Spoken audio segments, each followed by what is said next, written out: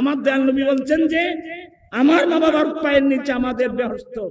অতএব নবীর কথা বিশ্বাস করে মা বাবার খেদমত করতেই হবে। কথা বলছেন না কেন আপনারা? আল্লাহর নবী বলেন, যেই ছেলে দৈনিক একবার মায়ার দৃষ্টি দিয়ে মা বাবার চেহারা দেখবে, আল্লাহ তাকে কবুলকৃত একটি হজের সওয়াব দান করবেন। একজন সাহাবা প্রশ্ন করলেন, নবী গো, কোন ছেলে যদি ডেইলি 100 বার মা বাবার চেহারা দিকে তাকায়? আমার নবী বলেন, আল্লাহু আকবার, আল্লাহ মহান। বিদায়, যে ছেলে দৈনিক 100 বার মা বাবার চেহারার দিকে মায়ার দৃষ্টি দিয়ে দেখবে, আল্লাহ তাকে কবুলকৃত 100 হজের সওয়াব দান করবে। ঈদ মিলাদুন নবীর অন্তর খুলে পড়বেন, মরা কলব জীবিত হবে। আজি ঈদ মিলাদুন নবীর মাহফিল, আনন্দ উল্লাসে সারা জগৎ ভরেছে। আজি ঈদ মিলাদুন নবীর মাহফিল। সবাই কিন্তু পড়তেছেন না। আমি তো বয়স্ক মানুষ, আপনারা তো ইয়ং যুবক, ভালো করে করেন। আজি ঈদ মিলাদুন নবীর, আনন্দ উল্লাসে সারা জগৎ ভরেছে। আজি ঈদ মিলাদুন নবীর নূরের নবীর নূরি চরণ যেদিন পাই ভুবন, আরে দুঃখ মুছিয়া লাভ করিল স্বর্গীয় জীবন। নূরের নবীর নূরি চরণ যেদিন পাই ভুবন, আরে দুঃখ মুছিয়া লাভ করিল জান্নাতি জীবন। মরা গাছের ডালে ডালে ফুল ফুটেছে, মরা গাছের ডালে ডালে ফুল ফুটেছে। আজি ঈদ মিলাদুন নবীর মাহফিল, আজি ঈদ মিলাদ। শমসু বলে যে মানুষের জীবনকে সাজায়, দুরূদ সালাম কিয়াম মিলাদ নাতি মুস্তাফা। শমসু বলে যে মানুষের জীবনকে সাজায়, দুরূদ সালাম কিয়াম মিলাদ নাতি মুস্তাফা। সেই মানুষের বুকে আল্লাহ আরশ করেছে। আজি ঈদ মিলাদুন নবীর, আজি ঈদ মিলাদ। আজ নেহা তাহা রাদান লিতালিবিল ইলমি। বিরক্ত না নরতুন আয়ানে কিছু ভান্না করে দেবে, বুঝনি সব। আল্লাহর নবী বলেন, হে আমার উম্মত, যেই ব্যক্তি রাস্তা অতিক্রম করে যাবে কোন উদ্দেশ্যে, অনেক দিন এই বাজারে আসছেন বাজার করার উদ্দেশ্যে, কেউ ব্যবসার উদ্দেশ্যে, কেউ জায়গার উদ্দেশ্যে, কেউ জমিন খরিদ করার উদ্দেশ্যে, আজকে আসেন কোরআন সুন্নাহর জ্ঞান অর্জন করার উদ্দেশ্যে। ইন্নামাল আমালু বিন্নিয়াত। তোমার হইলাম দেব সামনে আর এখন তোরা খজানো নিলে না না এবার আর সিরিঙ্গা বাসা জাল্লাই নাই ইতেলে মেজেনে বাড়িতে নাই ভাই নসিব খারাপ হইলে মানুষ এখন নিলে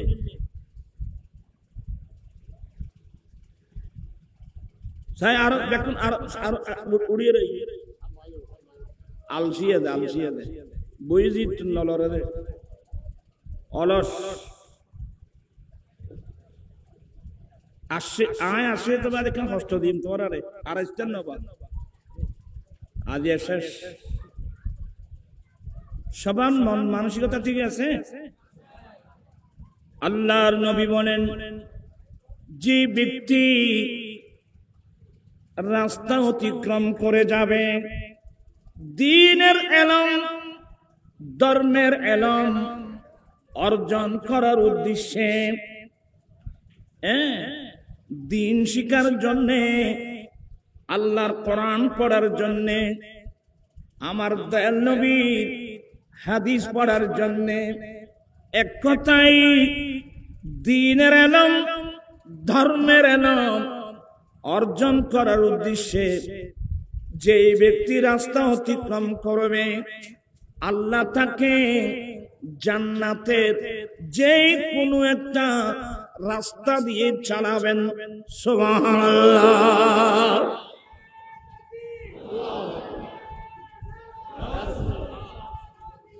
কোথাকার রাস্তা কোথাকার রাস্তা জান্নাতের রাস্তা বেহেশতের রাস্তা জান্নাতের রাস্তা এগুলো যদি আমরা বুঝতাম না প্রত্যেক মুসলমানের ছেলেরা প্রত্যেক মুসলমান ছেলে মেয়েদেরকে আমরা মাদ্রাসায় পড়াতাম যেখানে আল্লাহর কোরআন পড়ানো হয় রাসূল পাক ইসলামের হাদিস শরীফ পড়ানো হয় আমরা ওখানে ছেলে মেয়েদেরকে পড়াতাম এখন তার অধিকাংশ ভাবে এখন পড়ে স্কুলে স্কুল তো খারাপ না কিন্তু স্কুল খারাপ হলো কেন সেই স্কুলের সিলেবাসে কোরআন শরীফ নামক কোন সাবজেক্ট আছে আমার দয়াল নবীর হাদিস শরীফ নামক কোন সাবজেক্ট আছে তা আপনি নিজে জানেন যে কেন কোরআন না হাদিস নাই তা আপনি ছেলেদেরকে যেখানে পাঠালেন সে কি শিখবে আমাকে বলেন তো ওই দুনিয়াবি বিধর্মীরা যেগুলো শিখতেছে হিন্দু বুদ্ধ খ্রিস্টান জুম্মা চাকমা ইহুদি নাসারা এরা যেগুলো শিখতেছে তো তোমরা তো এরা আর আমাদের মধ্যে পার্থক্য কি বাবা আমার ওয়াজ এগুলো আপনাদের মন মতো হবে না আমি জানি আমি এখানে অনেকবার বলছি 40 year সাবেক মেয়র আর ভাই ইবো আর বাজিবো মেয়র না সাবেক মেয়র 40 year সাবেক আর মেয়র জাতীয়বাদী করত মাস্টার শামসুল আলম মাস্টার আসলে আমাদেরকে অনেক ভালোবাসতেন আল্লাহ মানুষের জীবন অনেক আছে আল্লাহ মাফ করে দিক জান্নাত নসিব করুক দোয়া করে আমাদের কাজ দোয়া করা আর কি সে মারা যাওয়ার পরে ওনার ছেলে কি করলো বাবার অনেক টাকা মা আমাকে নমিনি আমার নামে করে দেন তো ছেলে লেখাপড়া করলেও সে তো ওটা খায় বাবা খাই দে আগর গুজারি ওরা বেসবি নেরি খবরদার এগুলো কেউ বিক্রি করবা না আরাম আপনারা কি চান আল্লাহ এবং আল্লাহ রসুলের নবুয়তের অন্তরে আঘাত আসুক এটা কি আপনারা চান নবী আমাদেরকে ভালোবাসুক এটা চান কি চান না দুই হাত উঠাই বলতে চান কি চান না আল্লাহু আকবার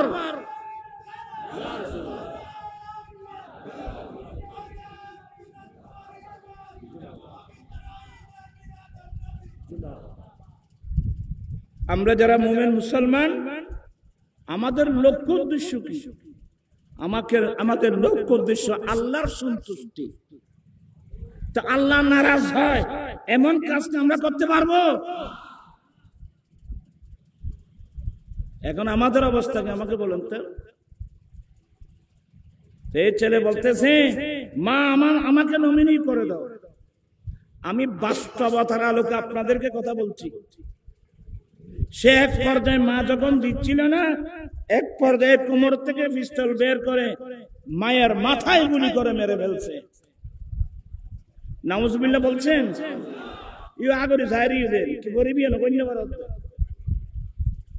নাউজুবিল্লাহ বলেন। আমার ভাইরা, একটু কি বিবেকের কাছে প্রশ্ন করছেন কিভাবে সম্ভব হলো যে মা বাবার পায়ের নিচে ছেলেদের জান্নাত? এই ছেলে দুনিয়ার সম্পদের জন্য মায়ের মাথায় গুলি করতে পারলো। 10 টাকা জানেন, 10টা হলো গার্ডিয়ানের। আমার নবীর নির্দেশ অমান্য করে আমার রাসূল ডাইরেক্ট বলছেন, তালাবুল ইলমি ফরিদাতুন আলা কুল্লি মুসলিম মুসলিমা। প্রত্যেক মুসলিম পুরুষ এবং নারী প্রত্যেকের জন্য দ্বীনের জ্ঞান, ধর্মের জ্ঞান অর্জন করা ফরজ। হাফিজুল হাদিস ইমাম বাইহাকি, আপনি এগুলো বুঝবেন না, বড় আলেম হলে ওরা জানবে। শুআবুল ঈমান এক বিরাট হাদিসের কিতাব আছে, ওখানে হাদিস আনছেন যে ইমাম বাইহাকি, উতলুবুল ইলমা ওয়ালাউ কানা বিসিন। উম্মত, তোমরা দ্বীনের জ্ঞান অর্জন করো যদিও তোমাদেরকে সিন শহরে যেতে হবে। আমরা তো নবীর কথা মান্য করে ছেলেদেরকে কোথায় পাঠাচ্ছি, কি শিখাচ্ছি, কি পড়াচ্ছি, এগুলোর মাসুল দুনিয়াতেও দিতে হবে, কবরতেও দিতে হবে, আখিরাতের মাঠে আপনাকে দিতে হবে। এমনি আসবেন শুধু ওয়াজ শুনলাম, হুজুররা সুন্দর সুন্দর ওয়াজ করলো, হুজুররা যাবার সময় একটা টাকার বান্ডিল দিলেন, আমরা যাবার সময় এক প্যাকেট 2 প্যাকেট বিরিয়ানি প্যাকেট নিয়ে গেলাম, এটাই নাকি মাহফিল? আমার জীবন মরণ সাজাবো মাদানী রঙে, আমার জীবন মরণ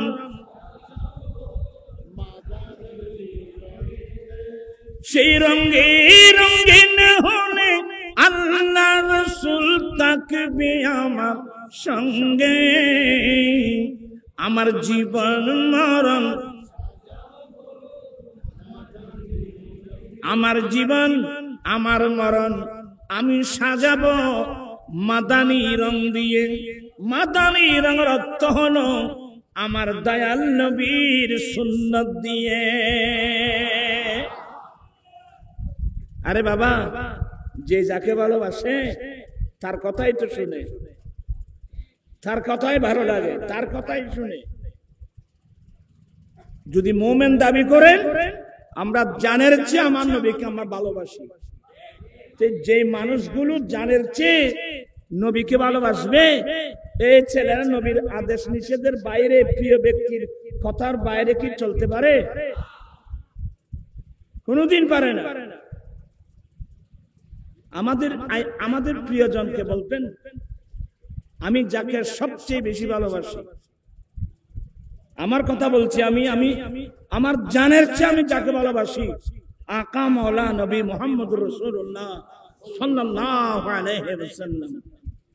আমি আমার দয়াল নবীকে বেশি ভালোবাসি। আমার নবী যাকে যাকে ভালোবাসতে বলছেন, নবীর কথা শুনে তাকে ভালোবাসবো।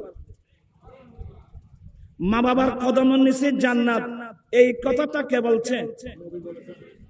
কোন বৈজ্ঞানিক বলেছিল? কোন দার্শনিক বলেছিল? কোন ফিলোসফি বলছিল? জানবিয়া না ওরা, এটা আমার দয়াল নবী বলছেন। আমার দয়াল নবী বলছেন যে আমার মা বাবার পায়ের নিচে আমাদের বেহেশত।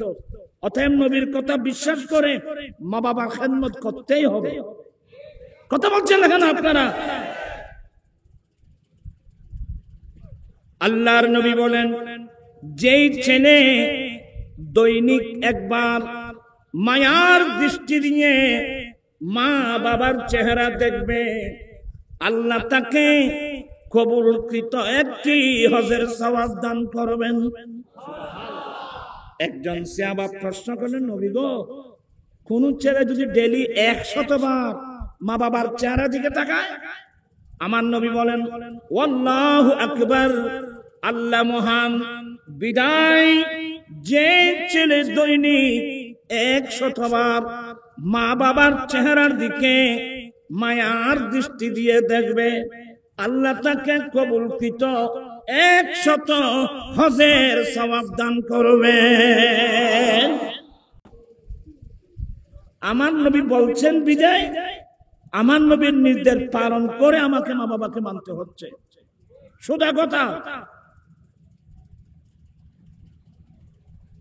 এইভাবে বলতে গেলে অনেক লম্বা আলোচনা আসবে। আপনারা আজকে মাহফিলে আসছেন ওই ফরিদি সাহেবের ওয়াজ শুনতে, আর প্রায় আসছেন আমার পরে ওই যে হাসান রাজা আসবে ওনার ওয়াজ শুনতে। মাঝখানে আর কোন ওয়াজ নিবে না, তোমার এখন ডাকছি জানো আর ভৈত্যার মানুষের বাড়া করেছেন তো না না কষ্ট না অনুরাগ। আচ্ছা, আমি আর এদিক সেদিক যাব না। আমি যে জিনিসটা আপনাদেরকে বোঝাতে চাচ্ছি, আমার ভাইরা, আজকে যে ছেলেরা মা বাবা চিনতেছে না, শুধু ছেলেরা না, আমি কালকেও বড়লিয়ার মধ্যে এগুলো বলছি। বিয়ে তো সবাই করতেছে, কিন্তু ছেলেরা কি জানে যে তার স্ত্রীর হক কি কি? মেয়েরা তো স্বামী নেওয়ার জন্য পাগল, মেয়েরা কি জানে স্বামীর হক কি কি?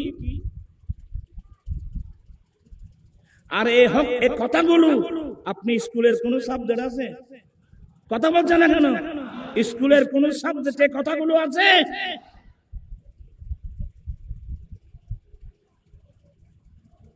নিয়ামত আরো করত পাইব, আর মুরব্বী আলো হয় দেব আরো করত মেজান চলে, আর ওইসে মরে। ডক্টর ইকবাল আফসোস করে বলছেন, হিকমত হুই हमारी उल्लू बने रहे हम, हिकमत हुई हमारी उल्लू बने रहे हम, ज़ियाफत हुई हमारी भूख से मर रहे हम। ए বিশ্বের মানুষ, জ্ঞান বিজ্ঞান আমাদের, জ্ঞান বিজ্ঞান।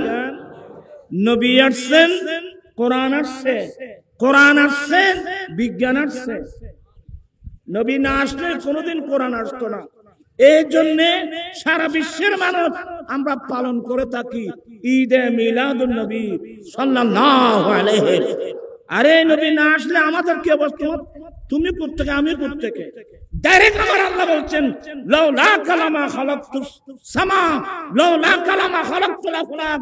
হে রাসূল, আপনি না হলে আমি আসমান সৃষ্টি করতাম না, আপনি না হলে আমি জান্নাত সৃষ্টি করতাম না।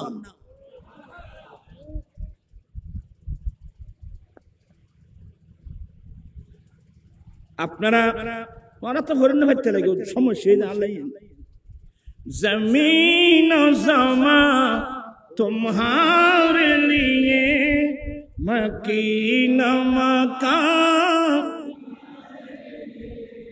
चुनी न चुना तुम्हारे लिए बने दो जहां, दहन में जुबान तुम्हारे लिए, बदन में ही जान तुम्हारे लिए, हम आए यहाँ तुम्हारे लिए, उठे भी वहाँ तुम्हारे। और अब तो बच्चे कष्ट दाए दे तो बात खाइयो ना, बात ना को बोलना এনে কষ্টই বলার আয় আর বল, আমি আর বলবো না। আমি সরাসরি যে আলোচনাটা করতেছিলাম, আমি আপনাদেরকে সংকেত দিচ্ছি, তোমরা ছেলেরা যারা বিয়ে করো নাই, তোমরা বিয়ে করার আগে স্ত্রীর হক কি কি, আর এই এলম অর্জন করা তোমার জন্য ফরজ। মেয়েদেরকে বলছি, স্বামীর ঘরে যাওয়ার আগে স্বামীর হক কি কি, এই জ্ঞান অর্জন করা নারী জাতির উপর কি ফরজ। আপনারা তো হাদিস পড়েন না, আজেবাজে মানুষের বই পড়েন আর কি। আজেবাজে মানুষের বই পড়ে বড় বড় শিক্ষানুরাগী হয়ে গেছে। খার বই ভরার কোনো পাত্তা উদ্য নেই। কিন্তু আল্লাহর কালাম আমরা সবাই জানি, কোরআন এটা কার কিতাব? আল্লাহর কিতাব। এখানে কোনো সন্দেহ আছে? এখানে কোনো ত্রুটি আছে? এখানে কোনো আইব আছে? এটা জানার পরও তো আপনি পড়তেছেন না। আরেক দল বাইরে ইবের নাম রাখিয়ে দেয় আলে কোরআন। কি নাম রাখিয়ে দেয়? এটা ক্ষতির সাথে এদের নাম রাখছে কি আহলে কোরআন। এরা হাদিস মানে না, এরা কি মানে না? আপনারা আমাকে একটু হেল্প করুন। স্কুল কলেজ ইউনিভার্সিটির ছাত্র, তোমাদেরকে নিয়ে আমরা বড় বিপদে আছি। তোমরা কোরআন হাদিসের জ্ঞান না থাকার কারণে কোন সময় কার কথায় কখন তোমরা ফদভ্রষ্ট হয়ে যাও তার কোনো পাত্তা নাই। কি নাম রাখছে? আলে কোরআন। এরা কি মানে না? নবীর হাদিস মানে না। আমি ওপেন বলে যাচ্ছি, যদি নবীর হাদিস মানা না হয় কোরআন মানা যাবে না, কোরআন মানা হবে না। তো এটা অনেকের মাথায় আঘাত করবে। নূর হুজুর এটা কি বলছে যে হাদিস না মানা হলে কোরআন মানা হবে না। আচ্ছা, তাহলে আমি একটা আয়াত পড়ি। সবার মন মানসিকতা ঠিক আছে? বিসমিল্লাহির রাহমানির রাহিম। কাতিলুল লাযীনা লা ইউমিনুনা বিল্লাহি ওয়া বিল ইয়াউমিল আখির। এটা আবু সাহেব আছে না? ও আবু সাহেব তাইলে আড্ডা করে দেবে। কাতিলুল লাযীনা লা ইউমিনুনা বিল্লাহি ওয়ালা বিল ইয়াউমিল। আবু সাহেব নাই, উগ্র নেই, সাফওয়ান আগে নেই। তাই বলতো সব এখন স্কুলে দিয়ে তো আবু করান।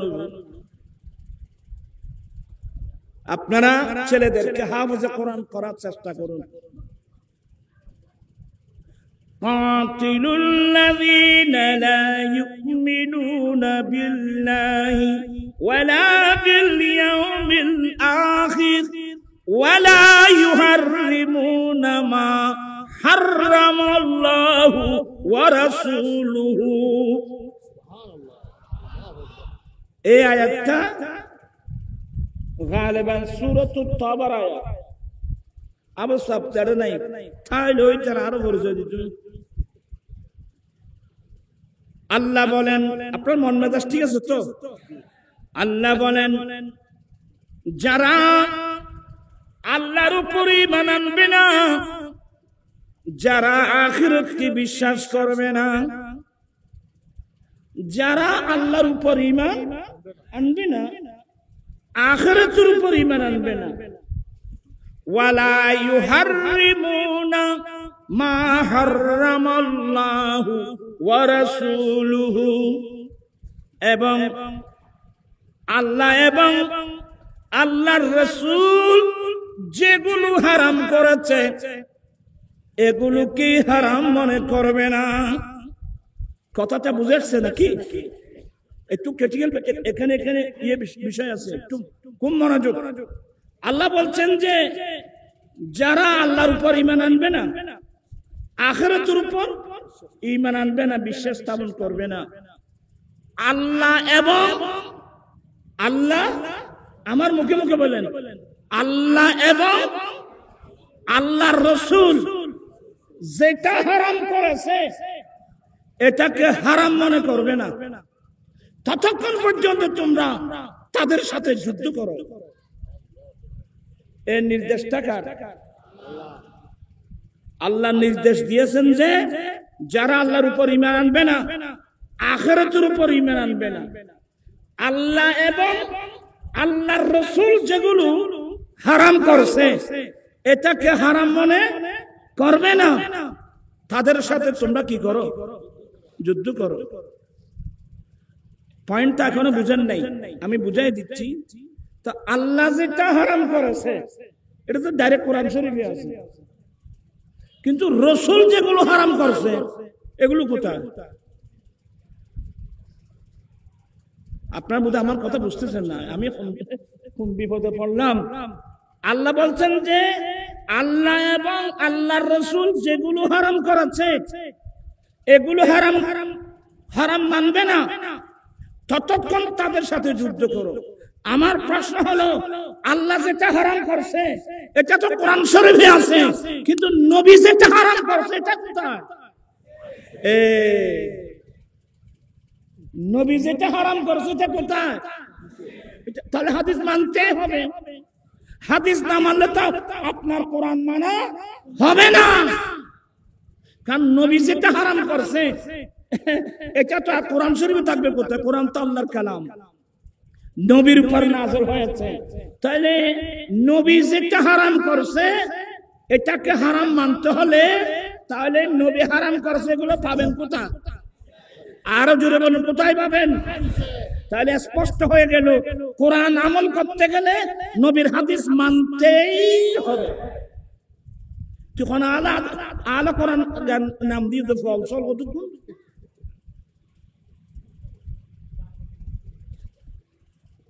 রাসূলের হাদিস না মানলে, আচ্ছা কথা তো লম্বা হয়ে যাবে, আপনারও কষ্ট হবে। আল্লাহর নবী বলেন ইন্নাল্লাহা, খুব মনোযোগ, ইন্নাল্লাহা হারামা মাক্কাতা ইয়াওমা খালাকাস সামাওয়াতি ওয়াল আরদ। এই বিশ্ববাসী শোনো, রব্বুল আলামিন যেদিন থেকে 7 আসমান 7 জমিন বানিয়েছেন ওদিন থেকে আল্লাহ মক্কাকে হারাম বানিয়েছেন। আল্লাহ যেদিন থেকে 7 আসমান 7 জমিন বানিয়েছেন ওই দিন থেকে আল্লাহ মক্কাকে কি বানিয়েছেন? আপনারা আমার কথায় আছেন? একটু গভীর হারাম। আপনার স্কুল কলেজের ছাত্ররা কম মনোযোগ কিন্তু। তো আব্বাস রাদিয়াল্লাহু তাআলা বলছেন যে নবী গো, আযখির মানে একটা ঘাস, যে ঘাসগুলো আরবস্থানের ঘাস, যেগুলো ঘরের মধ্যে লাগানো হয়, কবরস্থানে ব্যবহার করা হয়। আব্বাস রাদিয়াল্লাহু তাআলা আনহু বলছেন নবী গো, আযখির নামক ঘাস কাটাটা কি করে দেওয়া হোক? হারাম থেকে বাদ দেওয়া হোক। আপনার কথা বুঝতেছেন না মনে হয়। নবী গো, আযখির নামক যে ঘাস আছে, নবী বলছেন যুদ্ধ করা হারাম, গাছ কাটা হারাম, বাঁশ কাটা হারাম, শিকার করা হারাম। তো আব্বাস রাদিয়াল্লাহু তাআলা বলছেন নবী গো, আযখির নামক ঘাসটা একটু বাদ দেন না। আযখির নামক ঘাস কাটা হারাম থেকে কি দেওয়া হোক? বাদ দেওয়া হোক। কারণ নাজালুহা ফি কুবুরিনা ওয়া বুয়ুতিনা। ইয়া রাসূলুল্লাহ, আযখির নামক যে ঘাস এটা আমরা কবরস্থানে লাগাই, এটা আমরা ঘরের মধ্যে লাগাই, তো এটা হারাম ঘোষণা দিলে তো আমরা আগামীতে পারবো না। নবী গো, একটু এটাকে বাদ দেন না। আমার নবী বলেন ইল্লাল আযখির। আচ্ছা, শরীয়তের কোন একটা জিনিস বহাল রাখা, কোন একটা জিনিস বাদ দেওয়া আমার নবীর কাছে অধিকার আছে কিনা? এগুলো একটু কঠিন জিনিস আপনাদের জন্য, আমি সহজ বুঝাই দিচ্ছি। অনেক আহকাম আছে যেটার উপর ওহী নাযিল হয়েছে, অনেক আহকাম আছে যেটার উপর ওহী নাযিল হয় নাই। এটা শরীয়তে মুস্তাফা, এটা মুস্তাফার উপর আল্লাহ ন্যস্ত করেছেন। সুবহানাল্লাহ, আল্লাহু আকবার।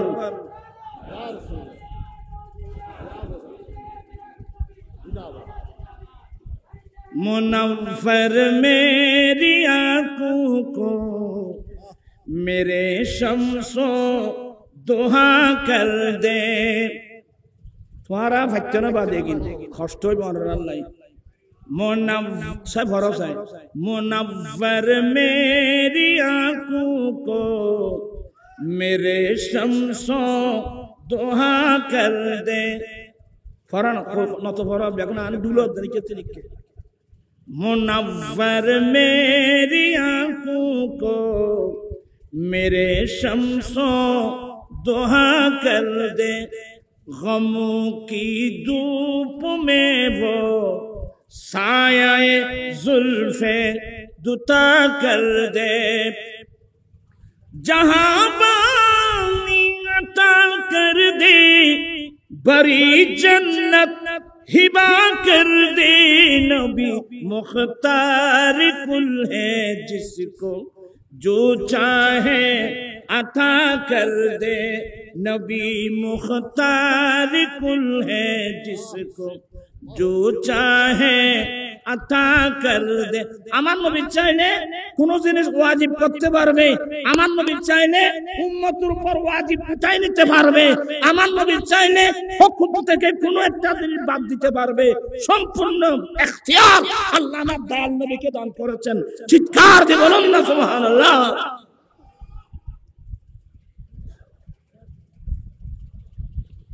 টেলিভিশনে বসে বসে নবীর কাছে কোনো ক্ষমতা নাই। এখন ফেসবুকের মৌলবী, নবীর কাছে কোনো ক্ষমতা নাই শরীয়তের ব্যাপারে। আমি আপনাদেরকে স্পষ্ট ভাষায় বলে যাচ্ছি, আহকাম দুই প্রকার। শরীয়তের আল্লাহর বিধিবিধান কয় প্রকার?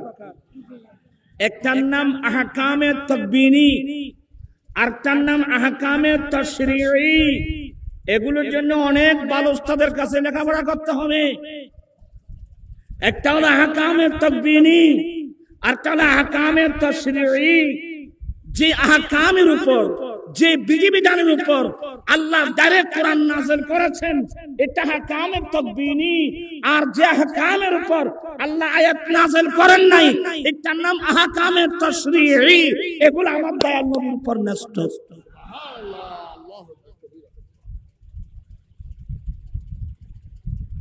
এখানে কয়েকটা প্রশ্নের একটা হলো কি বললাম, যদি আমরা যারা আহলে হাদিস, সরি যারা আহলে কোরআন, যারা নবীর হাদিস মানে না, নবীর হাদিস না মানলে আল্লাহর কোরআন মানা হবে না। আল্লাহর কোরআন মানার নামে ধোঁকাবাজি। যেমন এই আয়াত আমি এভাবে 50টার উপরে এখনো বলতে পারবো।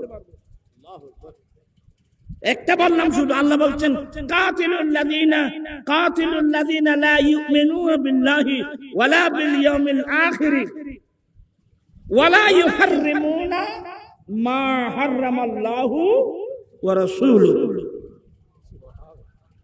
আচ্ছা আরেকটা দিলে ভালো হবে। পরে সাটা নহ সত্যের মান খানিবা পাওয়া যায় না। আর ভাই নুসরাম সাহেব আর বন্যা করে আল্লাহুম্মা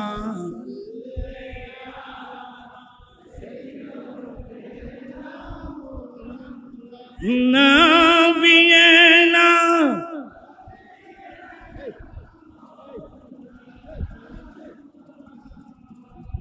বাবু সাহেব যে সামনে আর কিছু বিষয় দিয়েছে মানুষ আজ সামনে আজ সামনে পাই বেশি মান্না করার ঠিক দূরে নাতি গন্ধ না খাসে তো আলিয়া না এই ইন্দিকো কিছু ফর্দ হইল বিষয় দিও। আল্লাহুম্মা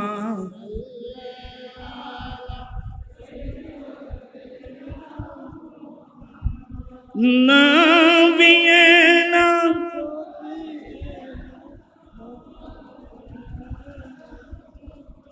বন জঙ্গলার বাক হরিণে চিনিল দয়াল নবীকে হরিমান ভয়ে চিনিল নারে দুঃখ রইল মনেতে আল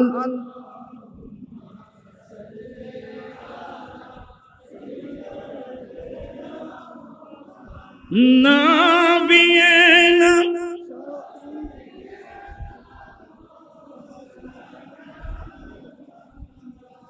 আপনার আবার বেশি বিরক্ত হয়ে যাবে খোঁজি বেশি সিবিলি চিঠে বাইরে আয় আসির জন্য তোরারে এনে ঠান্ডা মেধা আছে কিছু কথা কইতে আর নিচে ইয়া আসানরা যাচ্ছি না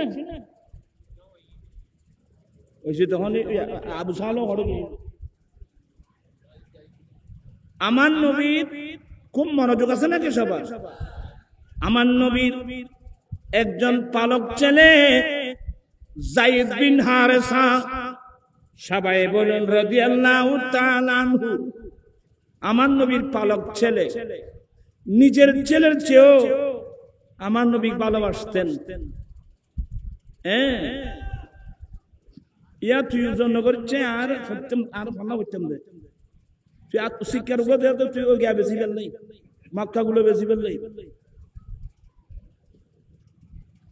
আমার নবীর পালক ছেলে কি নাম বললাম বাবা যায়েদ বিন হারেসা রাদিয়াল্লাহু তাআলা ওনার বাড়ি কিন্তু সিরিয়া তো তৎকালীন যুগের সন্ত্রাসীরা ওই যায়েদকে অপহরণ করে এনে এ ধরনের ছেলে অপহরণ করে না ইন্নামা থেকে মানুষ এখানে মানুষ গুম গুম গুম করে না গুম খুন এই কাজগুলো যারা করবে কিয়ামতের মাঠে আমার নবীর সুপারিশ তারা পাবে না এটা মনে রাখবেন যায়েদকে অপহরণ করে এনে মক্কার বাজারে বিক্রি করে দিয়েছেন আসলে ছেলেটার তকদির ভালো ছিল কথা বলছেন না কেন ছেলেটার তকদির কি ছিল সে ঘুরে গারে আমার নবীর দরবারে সুবহানাল্লাহ এলে সন্ত্রাসী ভাইলে না কমলা কি করো এক টানে নবীর দরবাজায় চলে গেল যাই ছোট বাচ্চা আমার নবী আদর করতেন সে যেহেতু মক্কার বাজার থেকে কিনে নিয়েছে সেহেতু সে গোলাম আরেকজনের দাস আমার নবী কি করে দিলেন আজাদ করে দিলেন আলহামদুলিল্লাহ আল্লাহর বড় শুকর আজকে বাংলাদেশ তথা গোটা বিশ্বে দাস প্রথা নাই বললেও চলে এটা আমার দয়াল নবীর অবদান নামাজ রোজা হজ যাকাত গোলাম যত করো আজাদ গরিবি দুঃখীর সেবা করলে গরিবি দুঃখীর সেবা করলে আমি হব সাক্ষী এখন মধুর বাণী নিয়ে এলো মরুর আলহামদুলিল্লাহ আমার দয়াল নবী এমন মায়া মোহাব্বত ভালোবাসা দিয়েছেন আজকে বিশ্বে দাসপ্রথা নাই বললেও চলে তো যায়েদকে নবী আজাদ করে দিলেন ফালক ছেলে বানিয়ে নিলেন নিজের ছেলের মতো আদর করতেন যত্ন করতেন লালন পালন করতেন ওই দিকে যায়েদের হারেসা ছেলে হারিয়ে পাগল পারা ছেলে হারানো ব্যথা এগুলো যে বাবা ছেলে হারিয়েছে যে মা ছেলে হারিয়েছে এরাই বুঝতে পারবে আর কেউ বুঝতে পারবে না ব্যথা ছেলে হারানো ব্যথা কাকে বলে রিক্সাওয়ালা হোক ঠেলা গাড়িওয়ালা হোক দিন মজুর হোক ছেলে হারানো ব্যথা যে হারিয়েছে সেই বলতে পারে তো যায়েদের আব্বা হারেসা বড় সাহিত্যিক ছিল আরবি ভাষার কবি ছিল সেই সিরিয়ায় বসে বসে ছেলে হারানো বেতার উপর কবিতা রচনা করছিল। এক একটা ছেলের বিচ্ছেদে কবিতা আবৃত্তি করছিল, মনের ব্যথা প্রকাশ করছে কাব্য আকারে আরবি ভাষা। এক সময় সিরিয়া থেকে কয়েকজন মানুষ আল্লাহর ঘরের পাশে আসলেন। আল্লাহর ঘরের পাশে এসে সে দেখতে পেল যায়েদ, হারেসার ছেলে যায়েদকে দেখে চিনতে পারলো। তো একজন বলা বলি করতেছে, এই এটা হারেসার ছেলে যায়েদ না? বলে তেমন তো লাগতেছে। এই ছেলে এদিকে আসো। ইয়া বলে তান, এদিকে আসো। তুমি হারেসার ছেলে যায়েদ না? বলে হ্যাঁ চাচা, আমি হারেসার ছেলে যায়েদ। আরে তুমি এখানে? তোমার বাবা তোমাকে হারিয়ে পাগল পাড়া, তোমার মা তোমার বাপ সবাই পাগল পাড়া, তুমি এখানে? আরে তোমার বাবা তোমার জন্য কি, তোমার বিচ্ছেদে কি কবিতা লিখছে জানো? শুনবা? বলে একটু শোনান। ওই সিরিয়ার কয়েকজন মানুষ তখন হারেসা যায়েদের বিচ্ছেদে যে কবিতা আবৃত্তি করলো, অনেক শোনালো। যায়েদ মন ভরে শুনলেন। অনেকক্ষণ শোনার পরে বলে শেষ? বলে আরো আছে। বলে রাখেন চাচা, আমার আব্বা আমার বিচ্ছেদে, আমার আব্বা আমার বিচ্ছেদে কবিতা আবৃত্তি করেছে, আপনি তো এগুলো শোনালেন, আমি যায়েদ তো কিছু নাত লিখেছি, এটা শুনবেন? তুমি ছোট বাচ্চা, তুমি লিখছো? তুমি কি তোমার বাবার বিচ্ছেদে লিখছো? বলে না, আমি আমার বাবার বিচ্ছেদে লিখি নাই, আমি আমার মায়ের বিচ্ছেদে লিখি নাই, আমি আমার কোন আত্মীয় স্বজনের বিচ্ছেদে আমি লিখি নাই। এ আমার গ্রামের মানুষ, আমি যায়েদ লিখেছি আমার দয়াল নবীর শানে। দেখেন, আমি যায়েদ লিখেছি, আমি যায়েদ লিখেছি আমার নবীর শানে। ওরা আশ্চর্য হয়ে গেল, তোমার বাবা কবিতা লিখলো তোমার বিচ্ছেদে, আর তুমি নাত লেখছো নবীর প্রেমে। বেশ কম কতটুকু দেখেন, ওরা আশ্চর্য হয়ে গেল। আর লেখবা না কেন? আমি অনেক সময় এই যুগের ছেলেদেরকে বোঝানোর জন্য আমি কবি নজরুলের কথা বেশি বলি। তোমরা ছেলেরা যারা স্কুল কলেজ ইউনিভার্সিটিতে চলে গেছো, নবীর প্রেম কাকে বলে তোমরা কিন্তু জানবা না এগুলো। যারা এখানে আসো, আহলে সুন্নাত ওয়াল জামাতের উলামা ইকরামের সাথে যারা সম্পৃক্ত রাখছো, এগুলো শুনতে শুনতে শুনতে শুনতে তুমি নবীর প্রেমিক, নবীর দিওয়ানা। এখনো কিন্তু তুমি সব পরিপূর্ণ রূপে তুমি নবীর দিওয়ানা নয়। তুমি যে ড্রেস পরছো এটা খ্রিস্টানদের ড্রেস। আমি বললে আপনারা রাগ করবেন, এটা আমি বলতে চাই না আর কি। তোমরা যে শার্ট প্যান্ট পরছো, এগুলো কি আমার নবীর সুন্নত মোতাবেক ড্রেস হলো না খ্রিস্টানদের ড্রেস? তো নবীর কলমা পড়ে তোমার পরনে খ্রিস্টানদের ড্রেস কেন? কেন আমরা নবীর সুন্নত মোতাবেক পোশাক আমরা ব্যবহার করতে পারি না? তুমি যে পোশাক পরছো খ্রিস্টানরা, এগুলো অঙ্গ দেখা যায়, বেয়াদবি মাপ, অঙ্গ দেখা যায়। এভাবে যেতে যেতে খদ্দুর গিয়ে করতে পারি ইয়া ফলে ফ্যান্সি নেই যে আরো দুনু উঁদুর নিয়ে ইন্ডা থেকে মানুষ আরো দুনু হবে এই ভাই এই ফলত তালত কেন বললাম ভাই, আরো দুনু এর কিছু নাই, খড়ে নিয়ে গই খাড়ি বেলায় দিয়ে দেয়। আচ্ছা ইবে কনফেশন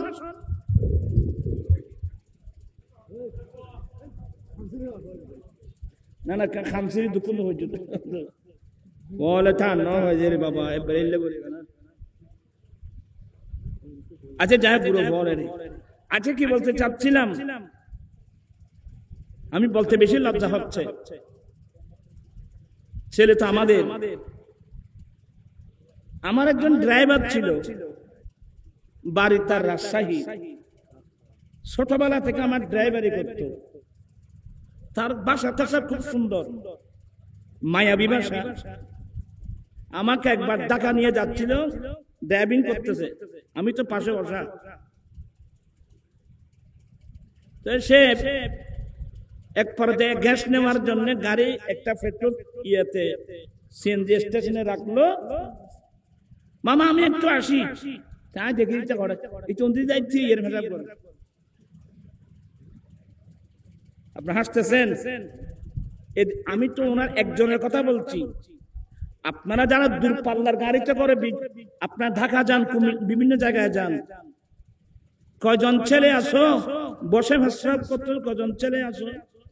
আর বসে তুমি করবে কিভাবে? তুমি যে ফ্যান ছিলে এসো, এটা তো বসা যায় না। আজ থেকে তোমরা ড্রেস পরিবর্তন করো। আমরা পায়জামা পরছি, পাঞ্জাবি কত সুন্দর, সাদা সিধে, ঢিলে ঢালা, চলতে আরাম, বসতে আরাম। হ্যাঁ, তোমাদেরকে তোমরা যে একবার শার্ট ফ্যান, এগুলো আমার নবীর ড্রেস নয় বাবা। তো এই যখন ফেসরাব করে আসলো, এই আমি বলে এদিকে আসো, তুমি কি করছো? আমি ফেসরাব দাঁড়িয়ে দাঁড়িয়ে বলে মামা ফ্যান তো বসতে পারি না। তো তুই বন্য ভারতের ফ্যান তুলছিলে কি কই মানে? বাস সবাই শিক্ষিত লোক, বেয়াদবি মাফ করবেন। অনেক অফিসারও আছেন, আপনারা রং মনে করবেন না, আমি হেদায়েতের উদ্দেশ্যে বলছি। আসলে আমাদের ড্রেসগুলো ঠিক করা দরকার আছে কিনা? আরে আজকাল ঈদের দিনে পর্যন্ত স্কুল, কলেজ, ইউনিভার্সিটি ছেলেরা পর্যন্ত কত সুন্দর সুন্দর কি পরে, ওই যে পায়জামা এবং কি পাঞ্জাবি লম্বা লম্বা, দেখতে তো সুন্দর। তোমরা ছেলেরা আমার এই কথাগুলো একটু মনে রাখি। প্রথম আমেরিকায় যখন বাগদাদের উপর বুম্পিং করলো, আপনারা কি বিরক্ত হচ্ছেন? আমি বাস্তবতার আলোকে কথা বলছি। আমেরিকা যখন বাগদাদের উপর কি করলো, বোমা নিক্ষেপ করলো। এই যে এখানে ওই যে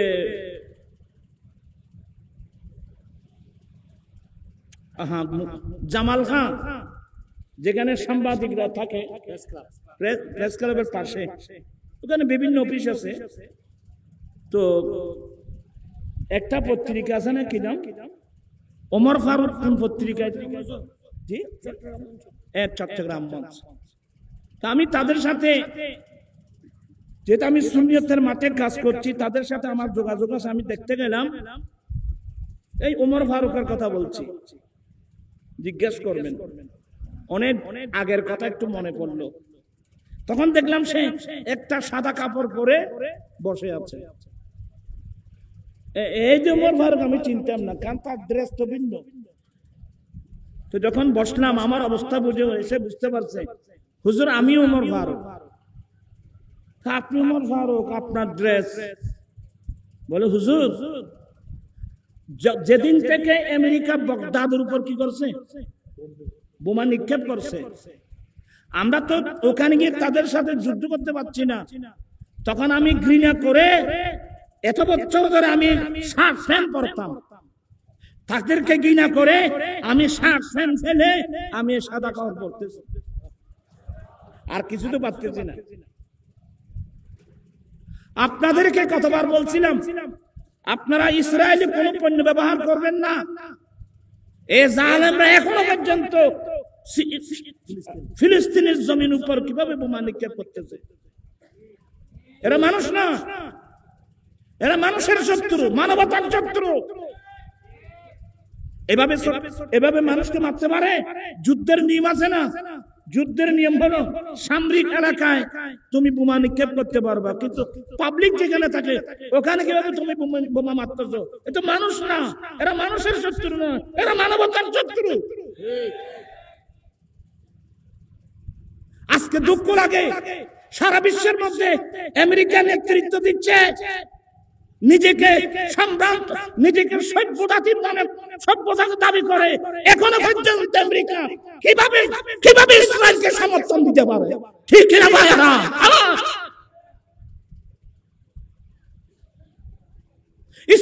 কিভাবে ইসরায়েলকে সমর্থন করতে পারে? সারা পৃথিবী জাতিসংঘ ফিলিস্তিনের পক্ষে, সে একজন চলে যায় কোন দিকে। আবার আমরা এদের পিছনে পিছনে গিয়ে ঘোরাঘুরি করি। যারা ইসরায়েলকে সমর্থন করে আমরা তাদের পিছনে ঘোরাঘুরি করি। লজ্জা থাকা দরকার।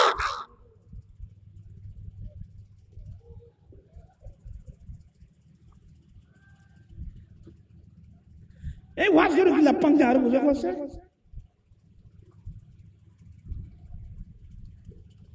এগুলো আমাদের চিন্তা করার দরকার আছে না? আমরা তো এখানে যুদ্ধ করতে পারছি না, যেতে পারছি না। হ্যাঁ, একটা ধন্যবাদ দিয়েছিলাম আমাদের বাংলাদেশ সরকার, কমসে কম এদের এই ইসরায়েলের বিরুদ্ধে আন্তর্জাতিক আদালতে কি করছিল, মামলা করছিল। এই জন্য ধন্যবাদ দিয়েছিলাম। আর কিছু হোক আর না হোক,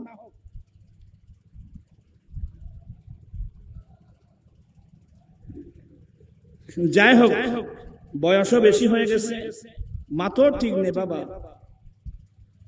আমি আপনাদেরকে বলবো, আমরা যতটুকু পারি আমরা ইসরায়েলি পণ্য আমরা কি করব? কোকা-কোলা কথা বলছে না, কোকা-কোলা আজ তো বিয়ারে খাওয়া দিবে, বোতল দিবে। কোকা-কোলা, পেপসি, মেরিন্ডা, 7 আপ এগুলো বন্ধ। ছাত্রী সাবান বন্ধ। মহিলাদের জন্য পেয়ার লাভলি বন্ধ। দুধের আরে দুধে চাষ করলে ইসরায়েলি পণ্য কি কি আর আপনার সামনে এসে যাবে। এগুলো দেখে দেখে যতটুকু সম্ভব এগুলো বর্জন করতে আমরা পারি না। এটাও যদি করতে না পারেন আর কি করবেন বলেন?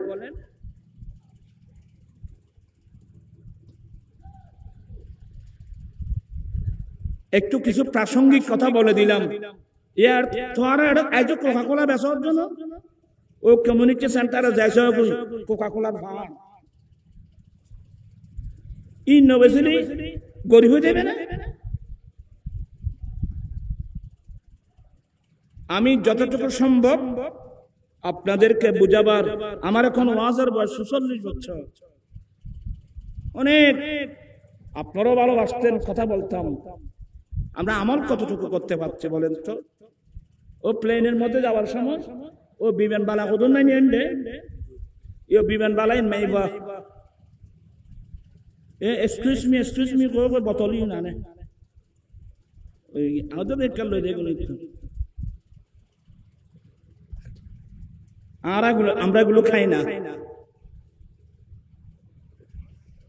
পানি খাবো আমরা, পিওর পানি, আলহামদুলিল্লাহ।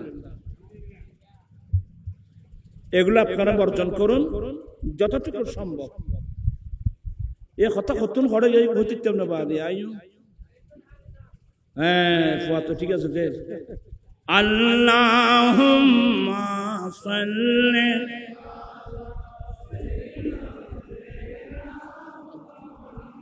নাবিয়িনা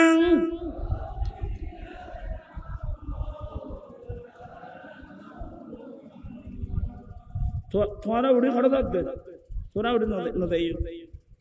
আমি কবি নজরুলের কথা বলতে চেয়েছিলাম। আপনারা আমি দেখতেছি আপনারা কতটুকু ইয়াদ রাখতে পারবেন। এই কবি নজরুল সে কোনো মুহাদ্দিস না, মুফতিও না, মুফাসসিরও না, আর বাংলা ইংরেজি লেখাপড়াও অল্প। ও এইট নাকি পাস করছে আল্লাহ জানে, জানে এগুলো।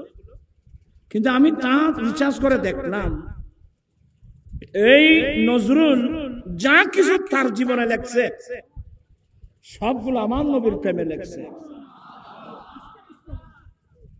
আমি তোমরা ছেলে ইয়ং জেনারেশন যারা আমার কথাগুলো শুনবা, এদি মিলাদুল নবী তো আমাদের বড় বড় হুজুররাও পায় না, কিন্তু নজরুল ভাই ত্রিভুবনে প্রিয় মুহাম্মদ এলো রে দুনিয়া রে সাগর আকাশ বাতাস দেখ আয়ের সাগর আকাশ বাতাস ত্রিভুবনে প্রিয় মুহাম্মদ এলন রে দুনিয়ায় আয়ের সাগর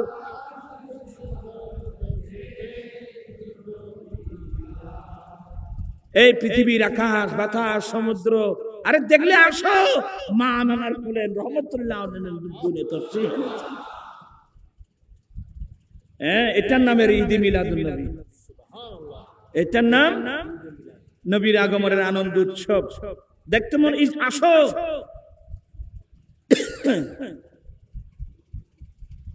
মুহাম্মাদের নাম জপে চিনি বুলবুলি তুই তোরা তো ফান্না করেন না ভাই, যা কষ্ট আর বেশি আর কে সামনে আইবে নি মনে আর একটু সামনে আসবে এই যে বলার নিজ না তোরা আইলে আর কথা ধরলি আয় আজ ফান্না করাই মুহাম্মাদের নাম বুলবুলি তুই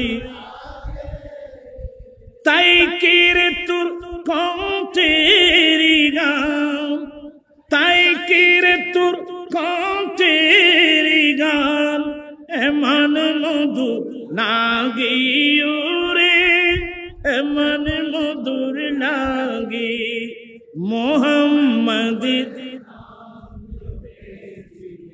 বুলবুলি তুই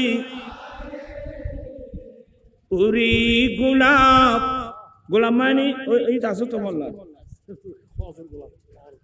প্লাস্টিক নে আর মুসলমানকে কইছে না আর প্লাস্টিক বানা মুসলমানের উরি গোলাপ নিরিবিলি নবীর কদম ছুঁয়েছিলি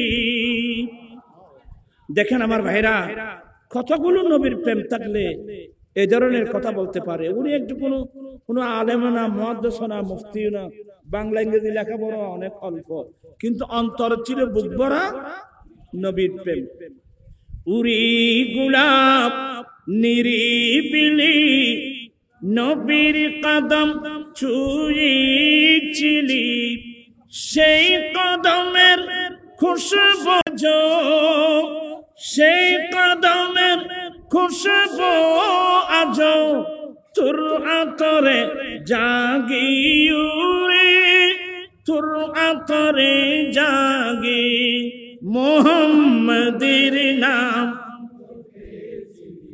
বুলবুলি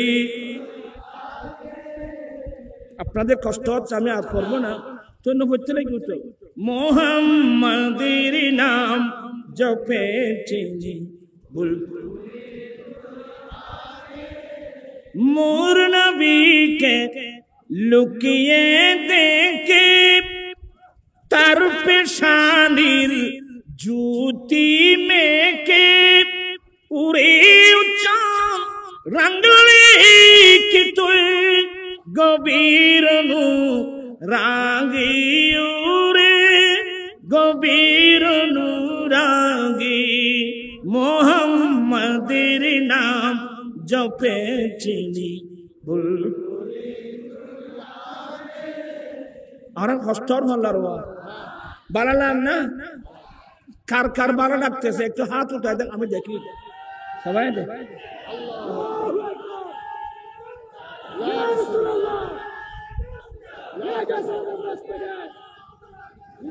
মুহাম্মাদের নাম জপে চিনি বুলবুলি তুই তো লাস্টে কি বলছেন জানেন ওই ফুল বাগানে ওই বুমর আছে না বুমর ওই ফুল বাগানে বসে ফুলের মধু আহরণ করতে শুনছেন দেখেন না কোনোদিন আমরা দেখছি উরি ভুমর তুই কি প্রথম চুমেছিলি নবীর কদম উরি ভুমর তুই কি প্রথম চুমেছিলি নবীর কদম গুনগুনিয়ে সে খুশকি গুনগুনিয়ে সে খুশকি জানশির গুল বাগি ওরে জানশির গুল বাগি মোহাম্মদ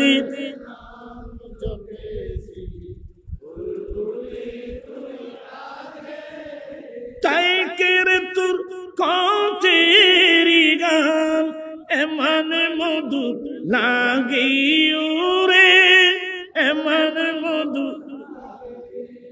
আমার ভাইরা, আমি বয়স্ক মানুষ, নাত রাসূল ভালো লাগে আমি যাকে অন্তর দিয়ে ভালোবাসি আমার নবীর গুণগান করলে ভালো লাগবে না? এই জন্য এখনো পড়ার চেষ্টা করি। বলতে চেয়েছিলাম যায়েদ বিন হারেসা, সে বলছে চাচা আমি কিছু কবিতা লিখেছি শুনবেন?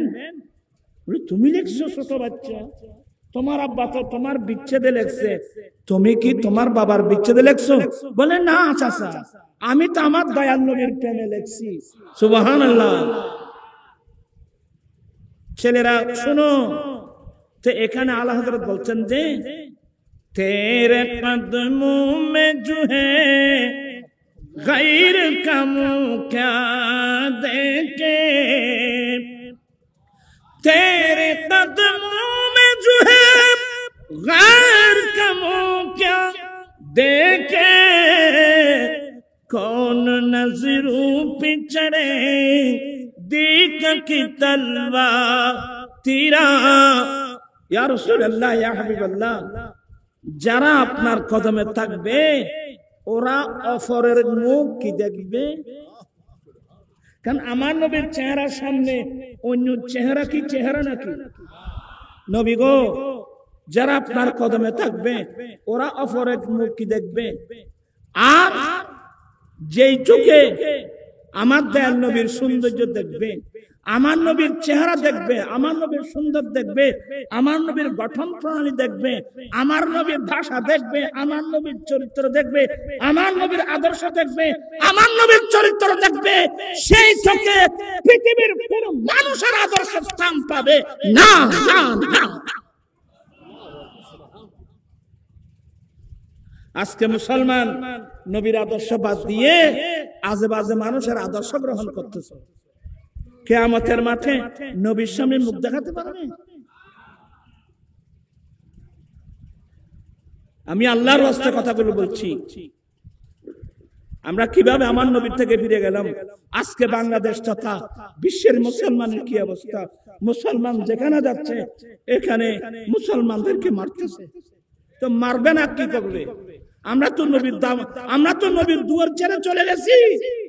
কেউ চলে গেছে আমেরিকার দিকে, কেউ চলে গেছে রাশিয়ার দিকে, রাশিয়াকে আমেরিকাকে। আমি এই মুহূর্তের মধ্যে বিশ্বের মুসলমানদেরকে বলবো, যতগুলো মুসলিম কান্ট্রি আছে সবাইকে বলবো, কে আমেরিকার পক্ষে কে রাশিয়ার পক্ষে না গিয়ে এই মুহূর্তের মধ্যে সমস্ত মুসলিম কান্ট্রিগুলো একটা মুসলিম জাতির সংঘ গঠন করা দরকার আছে। ঠিক না ভাইরা? আমি বিনয়ের সাথে বলছি, একটা মুসলিম জাতির সংঘ গঠন করো। কেন? বিসমিল্লাহির রহমানির রহিম। লা ইয়াত্তাখিযুল মুমিনুনাল কাফিরিনা আউলিয়া মিন দুনিল মুমিনিন। আল্লাহ বলেন, হে মুমিন, অন্য মুমিন ছাড়া কোন কাফেরকে তোমরা বন্ধু বানাবে না। তোমরা যতই বন্ধু বলো, এরা আদৌ তোমাদের কোনো বন্ধু নয়। আমি বিশ্বের যত মুসলিম কান্ট্রি, এই মোল্লার কথা কে শুনবে রে বাবা? তারপরও শুনুক আর না শুনুক, আমি বলে যাচ্ছি, এই মুহূর্তের মধ্যে সমস্ত মুসলিম কান্ট্রি সবগুলো মিলে একটা মুসলিম জাতীয় সংঘ গঠন করা একেবারে ফরজ। এরা আমাদের স্বার্থ বুঝবে না, এরা আমাদেরকে বন্ধু বলে আমার কলিজা পর্যন্ত খেয়ে ফেলবে। যাই হোক, কিছু নসিহত করলাম আর কি। কে মানতেছে কে মানবে এগুলো আমার দরকার নাই। আমি যদি হক কথা বলে থাকি, একজনও যদি আমল করে, এটা আমার জন্য সার্থক। ঠিক কিনা বলেন ভাইরা? এই মুহূর্তের মধ্যে মুসলিম জাতিসংঘ গঠন করা একেবারে বরফ। আর কতদিন আমেরিকার লাথি খাবে, রাশিয়ার লাথি খাবে? সবাইকে চিনি। আল্লাহ পাক হেদায়েত নসিব করুক। দুঃখ করে বলতেছি আর কি, আজকে এতগুলো জাতিসংঘ থাকতে, এত জাতিসংঘ থাকতে চোখের সামনে ফিলিস্তিনের উপর এইভাবে কিভাবে বোমা নিক্ষেপ করা যায়? লক্ষের কাছাকাছি আক্রান্ত, প্রায় 42-43-44 নারী পুরুষ ছিন্ন ভিন্ন হয়ে যাচ্ছে। কোথায় জাতিসংঘ? এই জাতিসংঘ কি করবো আমরা? হ্যাঁ, জাতিসংঘ বিল পাস হয়েছে। এতে কি নাম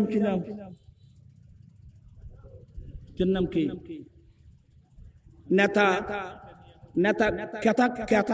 নেতানিয়াহু।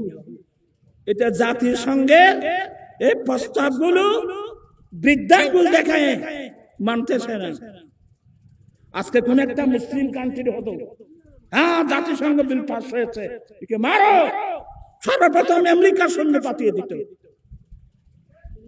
সাদ্দাম কুয়েত দখল করছে, 2 দিনের মাথায় আমেরিকা চলে আসছে। জাতিসংঘের বিল পাস পর্যন্ত হয় নাই, জাতিসংঘের প্রস্তাব পর্যন্ত নেওয়া হয় নাই। আরে জাতিসংঘের এত বড় বড় প্রস্তাব পাস হচ্ছে, ওইদিকে এর খানো নাই। এখন আমাদের রাস্তা আমাদেরকে বের করতে হবে, ঠিক কিনা ভাইরা আমার?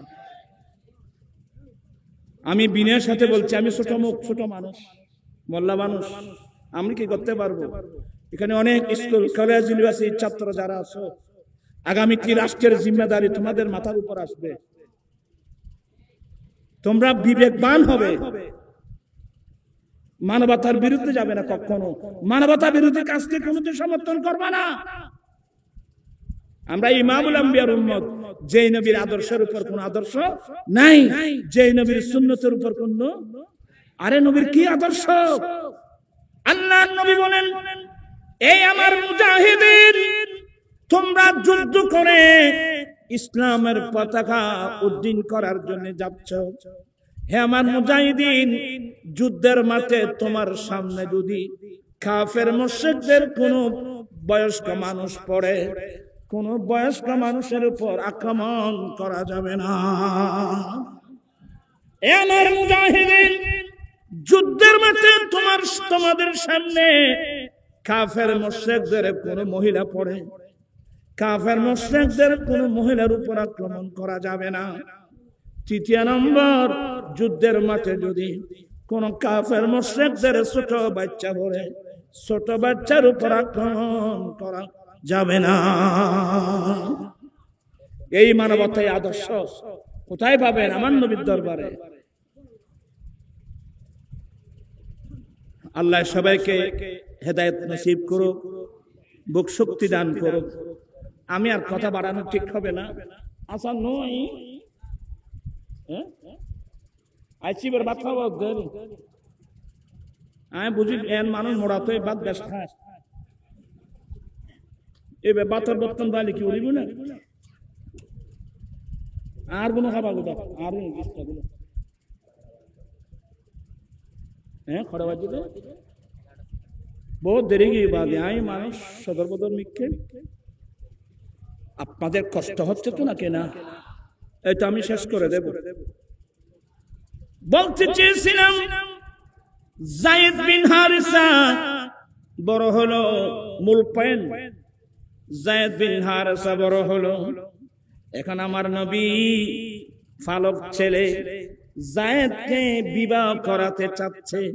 সুবহানাল্লাহ, খুব মনোযোগ। কিন্তু আমার নবী যায়েদকে বিবাহ করাতে চাচ্ছে, খুব মেয়ে আর ওই বলতেন যে ভালিককে হওয়া এনে মাইয়ে হওয়া গো এমনি করে সাহায্য না। আমার দয়াল নবী কিভাবে যায়েদকে ভালোবাসতেন, আমার নবীর ইচ্ছা হলো যায়েদকে আমার নবীর একজন ফুফাতো বোন, সুবহানাল্লাহ, আমার নবীর ফুফাতো বোন জাইনব বিনতি জাহাশ, এখন তো পরবর্তীতে আমাদের মা হয়ে গেল। আমার নবীর অন্তরে চাচ্ছে আমার নবীর ফুফাতো বোন জাইনব বিনতি জাহাশকে যায়েদকে বিবাহ করাবে। নবী বিবাহের প্রস্তাব পাঠালেন। মনোযোগ আছে সবার? আমার নবী বিবাহের প্রস্তাব পাঠালেন।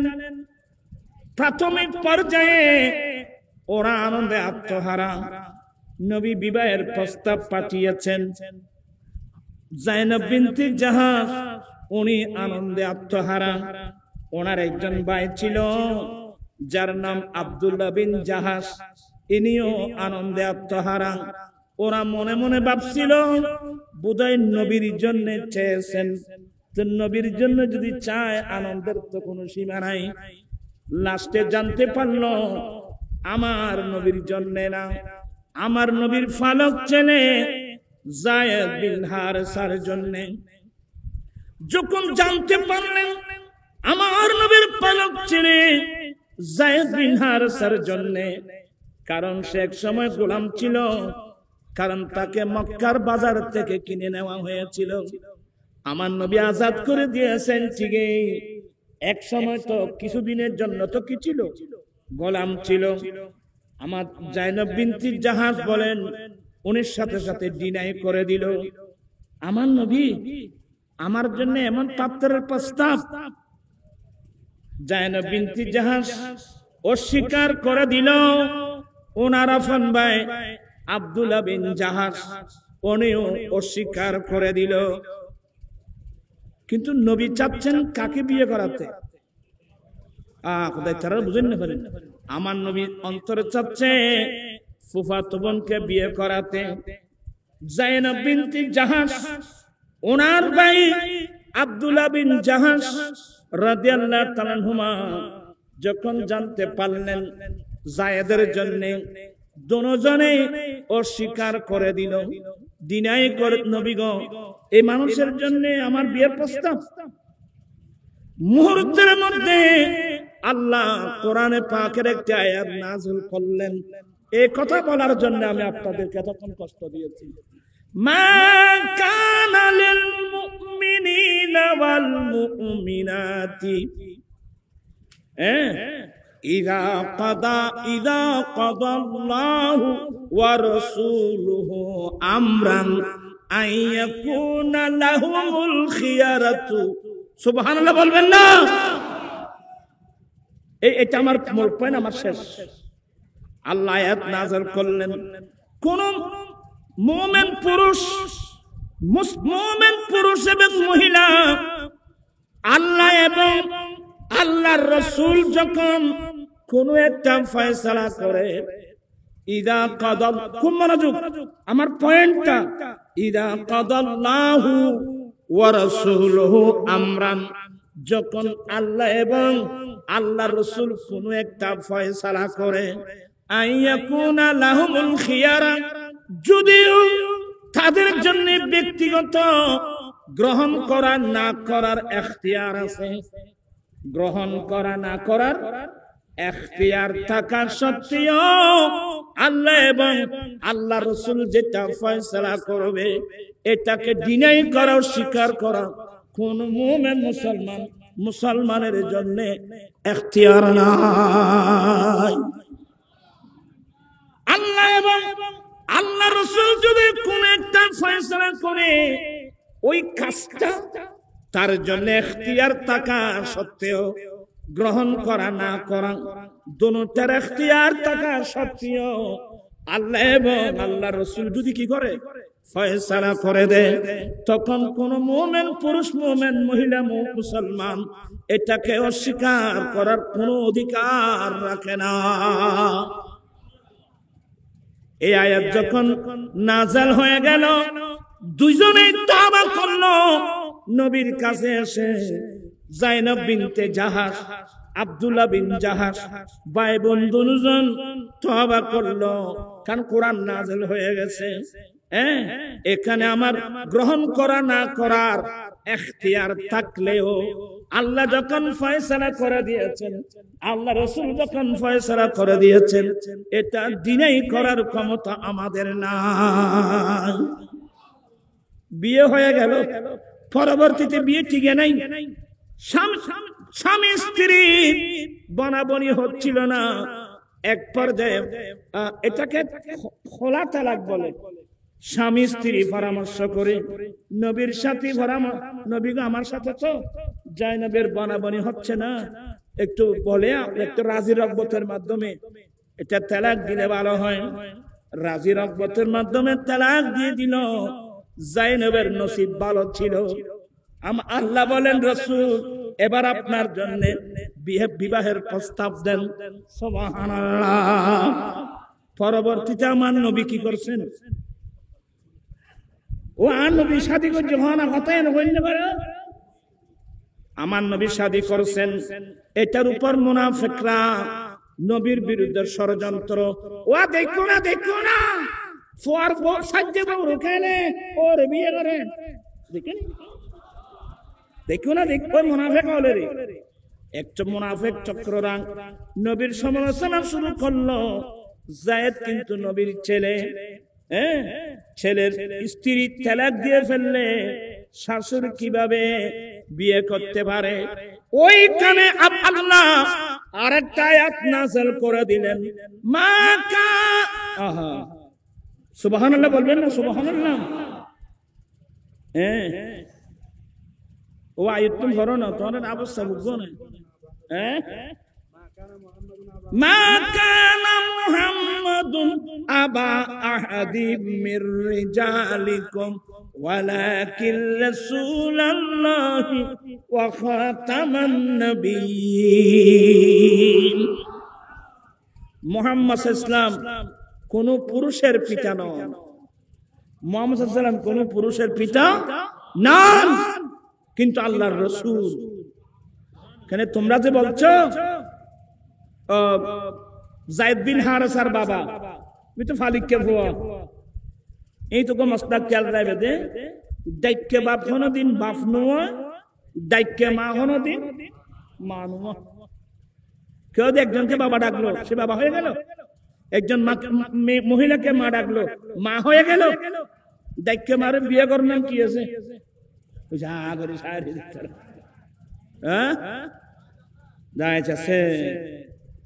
এগুলো ভিন্ন আলোচনা।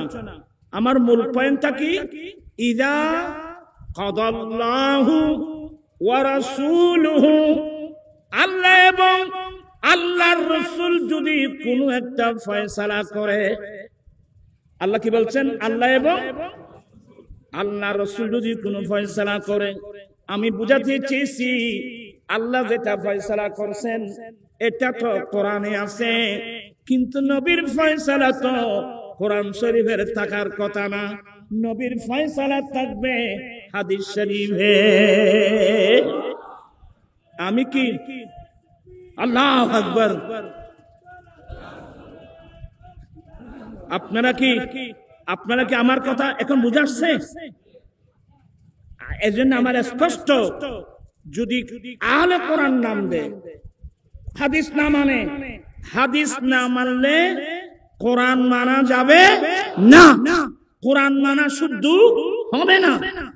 ওই আয়াতের মধ্যে বলছেন আল্লাহ এবং আল্লাহ রাসূল যেটা হারাম করে, তো আল্লাহ যেটা হারাম করছেন এটা তো কোরআন শরীফে আছে, তো নবীর হারাম মানতে হবে। তাহলে নবী যেটা হারাম করছেন এগুলো কোথায় থাকবে? হাদিস শরীফে। আরে আয়াতের মধ্যে বলছেন ইযা কাদাল্লাহু ওয়া রাসূলুহু আমরান, আল্লাহ এবং আল্লাহ রাসূল যেটা ফয়সালা করে, তা আল্লাহর ফয়সালা তো কোরআন শরীফে থাকবে, নবীর ফয়সালা থাকবে কোথায়? তাহলে কোরআন মানতে গেলে আপনাকে হাদিস মানতেই হবে। ক্লিয়ার হয়েছে তো? দুই হাত উঠাবেন, ক্লিয়ার হয়েছে তো? বুঝে আসছে তো? আল্লাহু আকবার।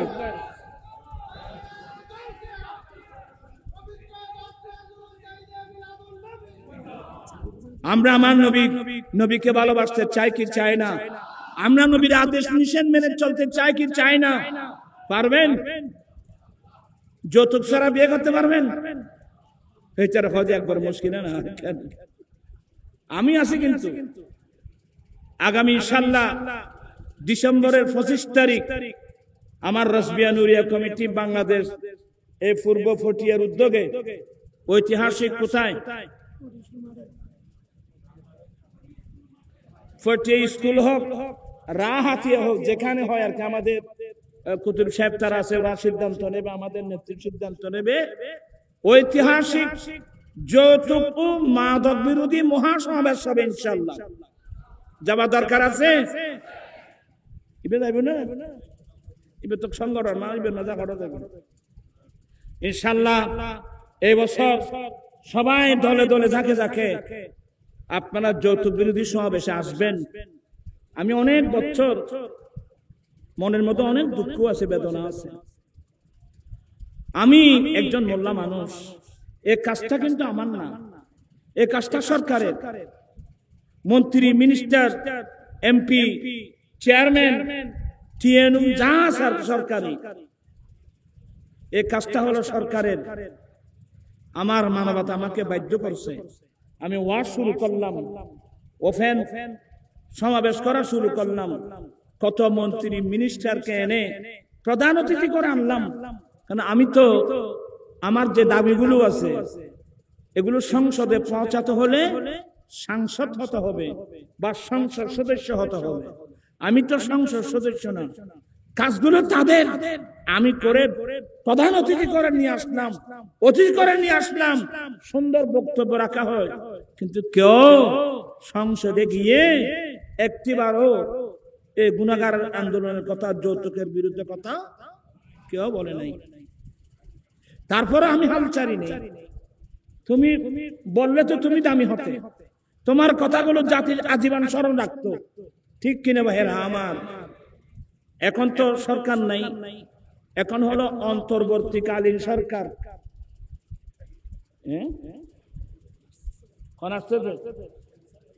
আজ তো মানা করে ভাত খাইতে হোক, ভাত খাইতে হোক, 10 ভাত করা দেওয়া হোক। আপনারা কি আমার এই আন্দোলনকে সমর্থন করেন? কারা কারা করেন? হাত উঠায় বলতে হবে।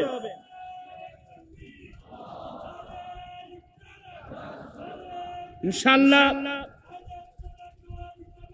আমরা আমাদের কাজ করে যাব। আমরা মানবতার পক্ষে থাকতে হবে কিনা, ঠিক কিনা ভাই না আমার? আজকে মানুষ কষ্ট পাচ্ছে, হাজার হাজার লক্ষ লক্ষ গরিব গরিব মেয়েরা উপযুক্ত, যৌতুকের কারণে বিয়ে হচ্ছে না। কত মেয়ে স্বামীর ঘরে গিয়ে লাঞ্ছনা শিকার হচ্ছে। আর তোমরা ছেলেদেরকে বলছি, বিয়ে করবা নবীর সুন্নাত মোতাবেক করবা, যৌতুক দিলেও নিবে না। তোমরা যৌতুক ছাড়া বিয়ে করতে পারবে না? কে পারবে দেখি হাত উঠায় বলো। কে? মাশাআল্লাহ, নারায়ে তাকবীর, নারায়ে রিসালাত, নারায়ে গাউসিয়া।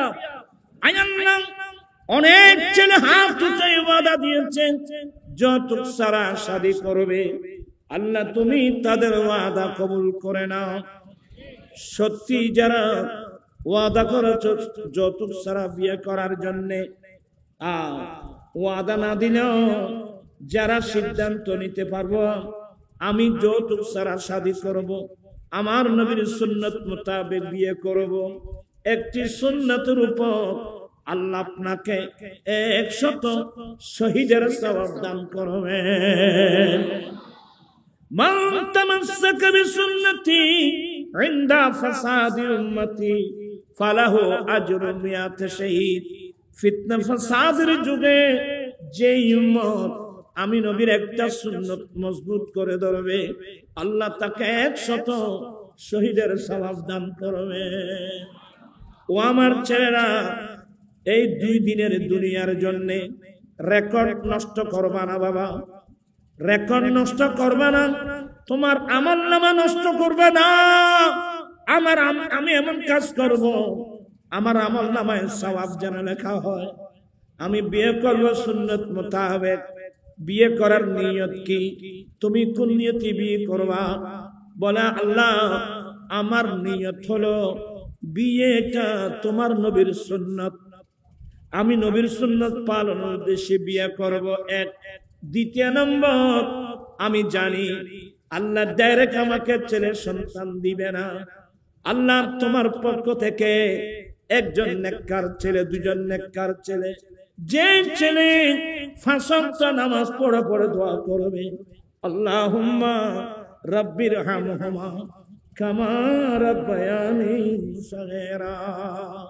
আল্লাহ তুমি আমার মা বাবাকে এভাবে দয়া করো, রহম করো, যেমনি ভাবে আমাকে শৈশবকালে আমাকে দয়া মায়া করে লালন পালন করেছেন।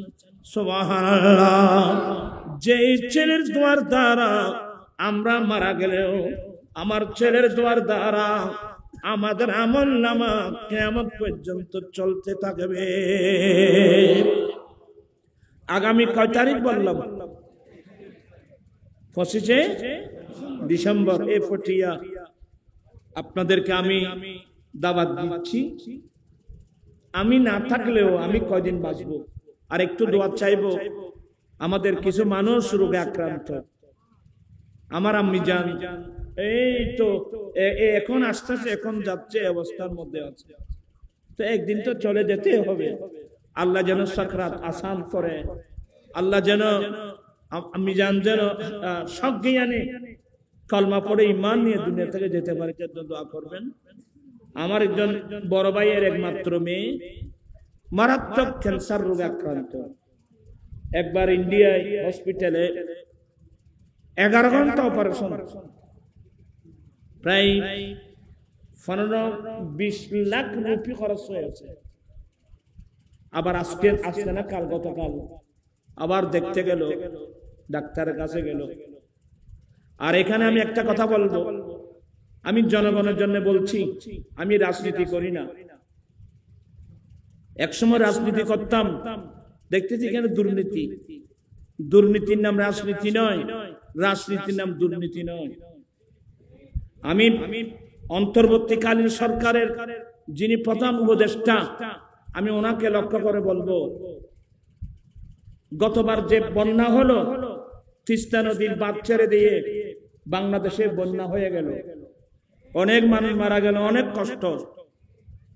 যেখান থেকে ভারতের সাথে আমাদের একটু কি হলো, দূরত্ব সৃষ্টি হয়ে গেল।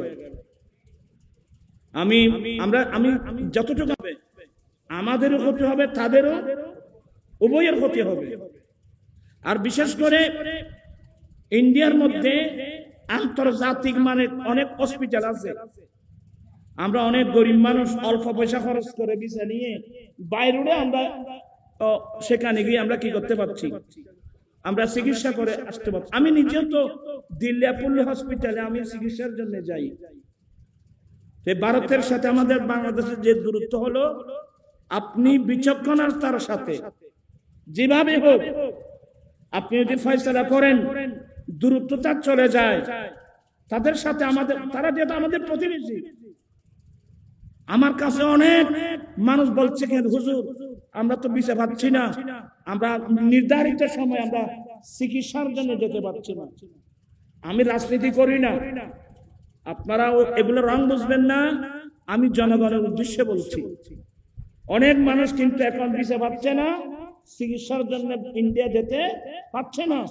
আপনি মেহরবানি করে যত শীঘ্রই, যত সম্ভব হয়, ভারতের সাথে অমীমাংসিত বিষয়গুলো তাড়াতাড়ি মীমাংসা করে নিলে আমাদের দেশের জন্য লাভ হবে, জনগণের জন্য লাভ হবে, ইন্ডিয়ার জন্য কি হবে, লাভ হবে।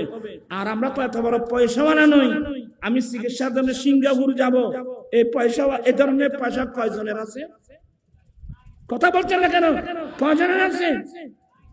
আমি খুব বিনয়ের সাথে বলছি, জনগণের জন্য বলছি, জনগণের পক্ষে কথা। রং বুঝবেন না, আমি রাজনীতি করি না, আমি জনগণের জন্য। আমাকে অনেকে বলছে, হুজুর আপনি একটু বলেন, আপনার কথা শুনবে, ওনার কানে যাবে। ভারতের সাথে আমাদের যে দূরত্ব সৃষ্টি হয়ে গেল, এটা দূরত্ব আমাদের জন্য কল্যাণকর নয়, কারণ এরা আমাদের প্রতিবেশী। আরো অনেক কাজ আছে। আমার গরিব নওয়াজের দরবার কোথায়? আজমির শরীফ কোথায়? হযরত মুজাদ্দিদ আল-ফাসানি, শেখ আহমদ সেরহিন্দি ফারুকি মাদার শরীফ কোথায়? আমার আলা হযরতের দরবার কোথায়? আমাদের আহলে সুন্নাত ওয়াল জামাতের বড় বড় মাদ্রাসা কোথায়? কারণ এক সময় তো ভারত এটা মুসলমানরাই চালিয়েছিল, প্রায় 600-700 বছর ধরে এই ভারত মুসলমানরাই পরিচালনা করেছিল। এবং শুধু আমরা না, এই যে কওমি লাইনের যারা আছে এদের মেন মাদ্রাসা কোথায়? দিয়াবন। তাহলে তো ওখানকার সাথে আমাদের অনেক কি আছে। অতএব আমি এত লম্বা আলোচনায় যাচ্ছি না, আমি জনগণের জন্য আমি কথাগুলো আল্লাহর ওয়াস্তে বলছি। ভারতের সাথে আমাদের যে দূরত্বটা যেভাবে কমায় আনা যায়, একটা সুসম্পর্ক করা যায়, আর যেগুলো অমীমাংসিত বিষয় এগুলো মীমাংসা করলে ভালো হবে। আর যদি মীমাংসা না হয়, প্রয়োজনে আপনি আন্তর্জাতিক আদালতে যান। কি বললাম বাবা? আপনি প্রয়োজনে আমাদের অধিকার আদায়ের জন্য যদি আন্তর্জাতিক আদালতে যাওয়ার দরকার হয়, যাবেন। আপনার সাথে তো আন্তর্জাতিক আদালতের সাথে সম্পর্ক আছে।